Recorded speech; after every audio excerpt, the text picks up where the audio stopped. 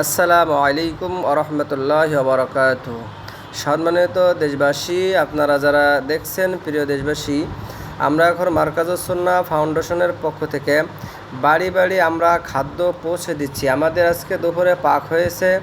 আমাদের প্রায় ২৭০০ ফ্যামিলিকে আমরা খাওয়ান পৌঁছে দিতেছি ঘরে ঘরে, যে বাড়ি বাড়ি যে আমরা প্রত্যেকের ঘরে ঘরে যে খাওয়ান হাতে হাতে পৌঁছে দেওয়া হচ্ছে। এখন আমরা নোয়াখালীর শেষ প্রান্তে আছি। প্রত্যেকের বাড়ি বাড়ি আমরা গ্রুপ ভিত্তিক প্রায় ৩ থেকে ৪ গ্রুপ আমরা নেমেছি। প্রত্যেকের এলাকায় যে গ্রুপ ভিত্তিক আর মার্কাজুস সুন্নাহ ফাউন্ডেশনের পক্ষ থেকে দুপুরে খাওয়ান পৌঁছে দেওয়া হচ্ছে। বাসায় বাসায় গিয়ে বাড়ি বাড়িতে যে খোঁজ করে কে কোথায় আছে এবং কোন বাড়িতে খাওয়ান পায় নেই। অনেকেই বলতেছে এলাকায় এখনও ত্রাণ আসে নেই।